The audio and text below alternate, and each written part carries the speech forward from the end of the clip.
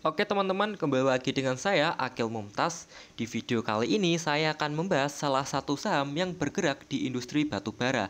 Nah, saham tersebut adalah PT Mitra Bara Adi Perdana Tbk dengan kode tiker yaitu MBAP. Nah, si MBAP ini bergerak atau mempunyai market cap maksud saya sebesar 5,40 triliun. Dan untuk tanggal IPO-nya sendiri, si MBAP ini telah IPO sejak 10 Juli 2014. Si MBAP ini berkantor pusat di Jakarta. Nah, sebelum kita masuk ke pembahasan yang selanjutnya, saya ingin memberitahu kepada teman-teman, bagi teman-teman yang ingin membuka akun saham di Mirai Aset Sekuritas, teman-teman bisa langsung klik link yang sudah saya tautkan di deskripsi. Nah, di situ teman-teman bisa langsung mengisi data diri. Apabila terjadi kendala atau kebingungan, teman-teman bisa langsung kontak tim dari Mirai Aset Sekuritas yang nomornya sudah tertera di situ. Nanti teman-teman akan dibantu hingga pembukaan rekeningnya selesai atau tuntas, teman-teman. Jadi seperti itu, kita akan kembali ke pembahasan kita. Nah, untuk profil perusahaan, seperti yang saya bilang tadi, si MBAP ini bergerak di bidang batubara. Nah, MBAP ini didirikan pada tanggal 28 Oktober 1992. Si MBAP ini ternyata juga berafiliasi dengan Bara Multi Group atau yang biasa kita kenal di bursa dengan nama BSSR. Nah, untuk lokasi operasi dari MBAP ini terletak di Malinau, Kalimantan Utara. Sedangkan untuk tahap produksinya dimulai pada tahun 2008. Nah, kita akan masuk ke daftar pemegang sahamnya. Jadi untuk mayoritas sahamnya dipegang oleh PT Wahana Sentosa Cemerlang dengan kepemilikan 60%. Sedangkan untuk porsi masyarakatnya hanya 10%, teman-teman. Sisanya dimiliki oleh PT Wahana Batubara Indonesia dengan kepemilikan 30%.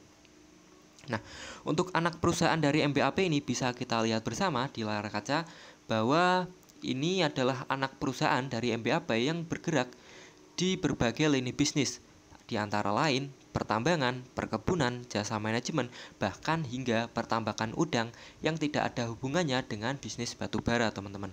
Nah, untuk kepemilikan MBAP di perusahaan anak ini semuanya atau masing-masing mencapai 99% atau hampir 100%, teman-teman. Nah, untuk lini bisnisnya sendiri adalah batubara seperti yang saya sampaikan tadi. Nah, untuk prospek dari si batubara ini, saya rasa batubara masih sangat dibutuhkan. Kenapa? Karena mayoritas pembangkit listrik di Indonesia bahkan di dunia masih didominasi oleh batubara.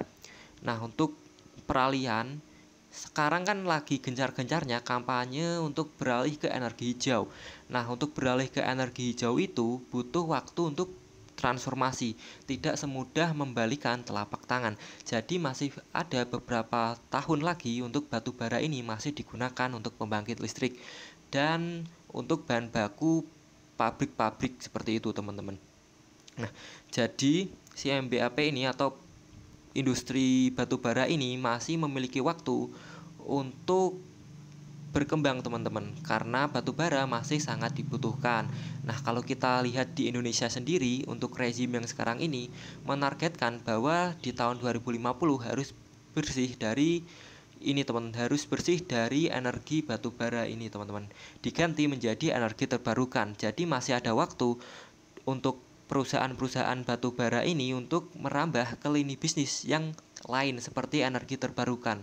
Seperti Indi dan Adaro, teman-teman. Nah, mereka berdua ini juga melakukan diversifikasi bisnis ke energi terbarukan. Nah, seperti itu, teman-teman. Jadi untuk prospeknya walaupun sudah bisa dibilang sunset, namun masih ada peluang beberapa tahun lagi untuk menyimpan saham batubara ini, teman-teman.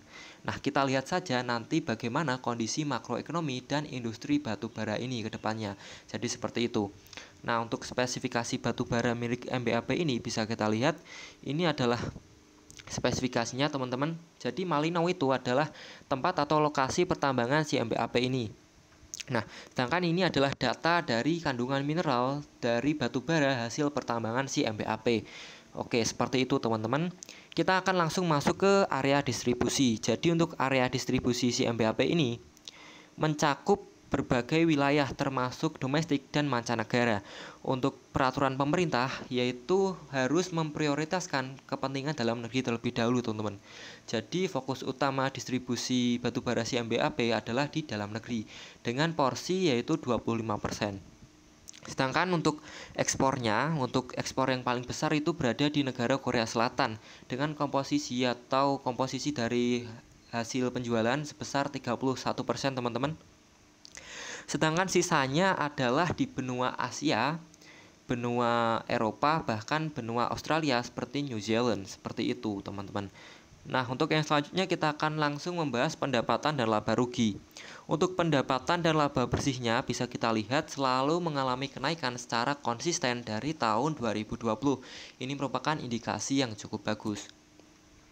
Sedangkan untuk neraca keuangannya, untuk ekuitasnya bisa dibilang cukup bagus karena selalu mengalami kenaikan. Sedangkan untuk liabilitasnya mengalami kenaikan di tahun 2021 dan mengalami penurunan di tahun 2022. Sedangkan untuk asetnya sendiri teman-teman di sini mengalami kenaikan, ini salah satu indikasi yang cukup bagus juga. Jadi sejauh ini neraca keuangan dan pendapatan si MBAP ini bisa dibilang cenderung bagus.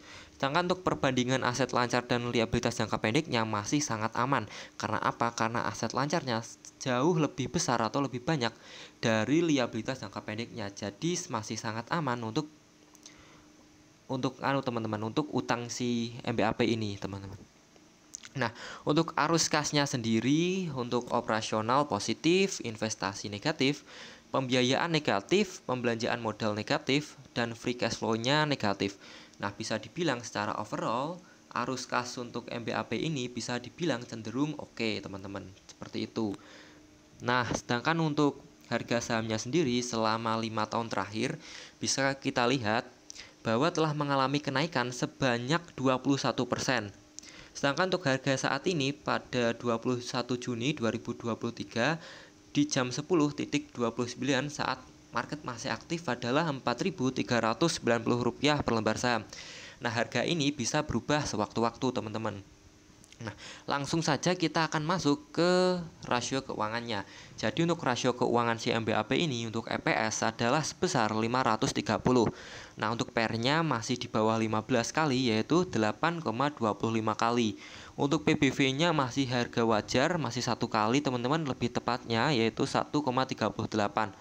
Nah, untuk DER-nya masih sangat kecil, hanya 20% dari total modalnya, hanya 19,87% tepatnya. Sedangkan untuk ROA-nya cukup tinggi yaitu 13,88%. Sedangkan untuk ROE-nya sendiri untuk sekelas perusahaan batubara ini masih dibilang wajar karena memang batubara ini ROE-nya kebanyakan atau mayoritas memang tinggi-tinggi teman-teman. Nah, kalau kita bandingkan dengan sektor yang lain memang bisa dibilang tinggi.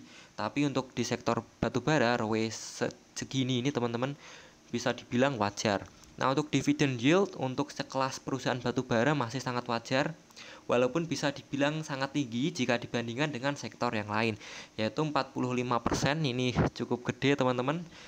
Wah, bisa dibilang ini kalau kita bandingkan dengan obligasi sangat jauh selisihnya teman-teman. Nah, mungkin cukup sekian penjelasan saya mengenai saham MBAP ini.